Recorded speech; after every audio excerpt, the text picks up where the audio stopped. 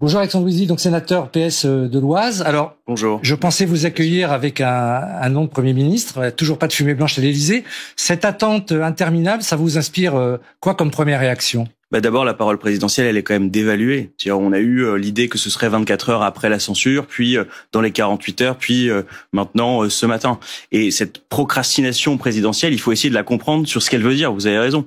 Et pour moi, elle veut dire une chose simple, c'est que lorsqu'on s'écarte de la tradition républicaine, lorsqu'on ne va pas aux sources du vote, la source du vote, quelle est-elle, qui était et qui est toujours de dire il faut nommer un Premier ministre de gauche, ouvert, bien sûr, ouvert sur les forces du Front républicain qui ont fait les désistements réciproques au deuxième tour. Eh bien, quand on s'écarte de cette tradition républicaine, on bricole et on n'y arrive pas. Je rappelle que quand même, la dernière fois, il a mis 6 semaines à nommer un gouvernement qui a tenu 12 semaines. Avec la trêve olympique au milieu. Donc quand on joue avec les institutions, quand on ne respecte pas l'esprit des institutions républicaines, eh bien, on se retrouve dans cette situation qui est une mauvaise situation parce que les Français, ils sont anxieux, Ils sont anxieux ou bien ils sont dans l'incompréhension de ce qui se passe. Moi, j'étais dans mon département hier. J'étais chez Velchem Lamotte dans la chimie. J'étais ensuite avec les salariés d'Akzo Nobel. Il y a des plans sociaux partout. Je suis sénateur, je n'arrive même plus à suivre ce qui se passe sur mon territoire. Et pendant ce temps-là, il y a une vacance du pouvoir. Ces gens-là, ils ont besoin d'être défendus là dans les ateliers, ce qui se passe en ce moment. Et vous voyez, on est dans une situation où, moi je le dis, il y a des gens qui profitent de la situation pour faire des PSE de manière rapide, etc. Il faut que Emmanuel Macron comprenne qu'il doit respecter le résultat des élections et qu'il aille au bout de ce qui s'est passé en juillet. Alors, le Parti socialiste veut apporter sa pierre à l'édifice puisqu'on parle d'un Premier ministre ou d'une Première ministre de compromis qui élargirait le socle commun, qui n'a de nom ni de commun ni de socle.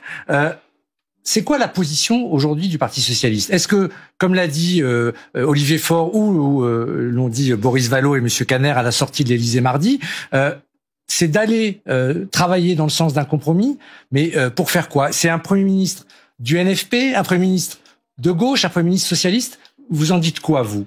On dit les choses, il faut en effet être très clair, il faut être très précis sur ce qu'on dit. Ce qu'on dit d'abord, c'est que nous ne croyons pas à un espèce de gouvernement d'indifférenciation nationale. Un gouvernement de briques et de brocs où, à côté de ministres de gauche ou gouvernement, il y aurait Monsieur Retailleau. Pour quelle solidarité gouvernementale ? Pour quelle cohésion gouvernementale ? Donc ça, nous n'y croyons pas. Ce que nous disons en revanche, c'est qu'un gouvernement de gauche, ce que je vous disais, nous sommes arrivés en tête des élections, un gouvernement de gauche peut être ouvert au compromis à la Chambre, c'est-à-dire passer les compromis pour que le budget de la nation, avec un engagement fort quand même qu'il faut rappeler à nos téléspectateurs, le fait que nous nous engagerions à ne pas utiliser le 49.3, ce qui nous obligerait d'un point de vue budgétaire à aller au bout du compromis. Oui, mais donc il y a bien un compromis. Il y a un petit souci quand même. Dites-moi quel est le souci. Un Premier ministre de Parce qu'au moins c'est clair, il y a une proposition sur la table, on est les seuls à en formuler une. Vous parlez des élections, vous avez raison, le nouveau Front populaire est arrivé en tête. Oui. Mais le nouveau Front populaire, si c'est Bernard Cazeneuve par exemple, est-ce que pour vous, il incarne le nouveau Front populaire ? Pas du tout. Alors moi je vous dis, la réponse elle est très claire. Bernard Cazeneuve, en fait, ça dépend de quel gouvernement. Si on est dans Bernard Cazeneuve pour faire le gouvernement d'indifférenciation nationale que j'évoquais à un instant, la réponse est non, puisque c'est contraire à tout ce que nous avons dit. C'est-à-dire que la seule nomination ne vous ferait pas interpréter le gouvernement. Vous attendrez le gouvernement. Je finis juste là-dessus parce que je pense que c'est un point important sur Bernard Cazeneuve. Si Bernard Cazeneuve, il vient pour faire un gouvernement de la gauche et de l'écologie qui est ouvert sur l'Assemblée de Front républicain comme nous le proposons, qui part du programme du nouveau Front populaire et de notre projet pour aller chercher des compromis, alors bien sûr il y a un chemin. Bien sûr que Bernard Cazeneuve, par rapport à ce que nous avons connu, Bruno Retailleau, Michel Barnier, évidemment que c'est un mieux, mais pas pour faire n'importe quoi, pas pour faire l'indifférenciation nationale, pour faire un gouvernement de gauche et de l'écologie ouvert sur la Chambre. Ça peut pas être Bernard Cazeneuve à tout compte, à tout prix. Oui, mais alors restons sur cette hypothèse-là de Bernard Cazeneuve, donc d'un Premier ministre, on va dire socialiste, qui ne serait pas issu du NFP. Vous le savez. Alors peut-être que ça ne vous intéresse plus de le savoir, mais que pour les insoumis et pour les écologistes, Bernard Cazeneuve, pour des raisons très diverses qu'on va pas développer ici, c'est une ligne rouge, puisque c'est un mot à la mode.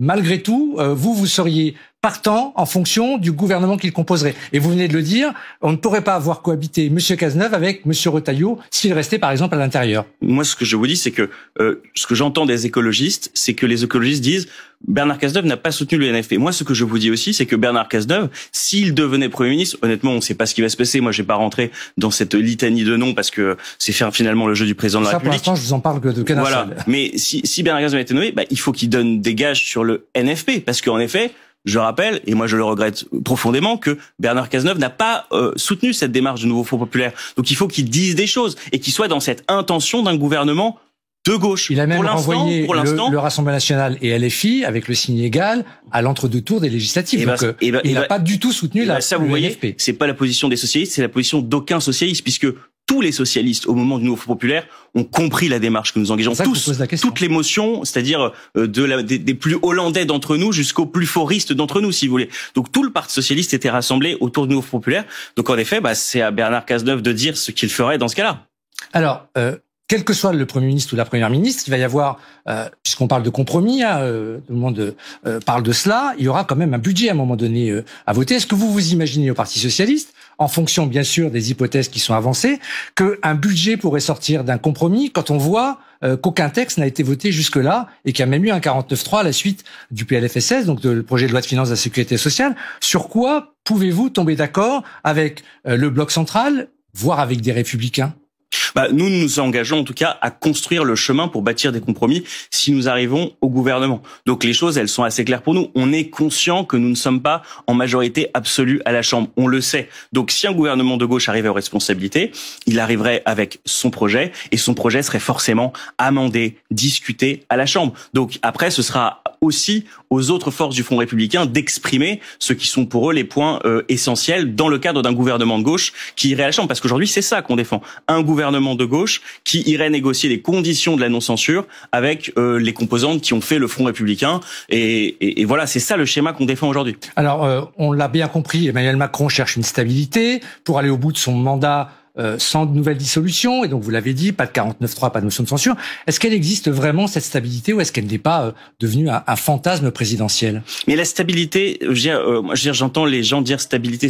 Déjà, les Français, quand on les regarde et quand on les écoute, ils sont pas tous à vous dire vraiment ce que je veux, c'est de la stabilité pour le gouvernement, c'est ce qui est le plus important. Non, ils veulent qu'on réponde aux questions et aux problématiques qui sont les leurs quotidiennement. C'est-à-dire, vous avez évoqué la situation des urgences hospitalières. J'évoquais en début d'entretien la question industrielle, ce qui est en train de se passer dans nos usines. Donc en fait, ils ont des préoccupations concrètes. Ils sont pas sur des concepts comme la stabilité. Ils sont sur leur vie quotidienne, leur boulot, là où comment ils se logent, comment ils mangent. Donc la réalité, c'est ça. Donc moi, je pense que la stabilité, elle ne peut pas être fondée sur l'injustice sociale. Et je reprends quand même un thème très fort qui a été le grand mouvement social de 2023, la question de la réforme des retraites, la question de la mesure d'âge. La question de la mesure d'âge, qui est une injustice faite à ceux qui ont commencé à travailler tôt et qui se sont cassés le dos au boulot. La mesure d'âge, c'est un point essentiel, important, sur lequel nous ne transigerons pas, parce que c'est dans le pacte fondamental que nous avons passé avec nos électeurs. Voilà. Donc il y a des sujets fondamentaux qui en plus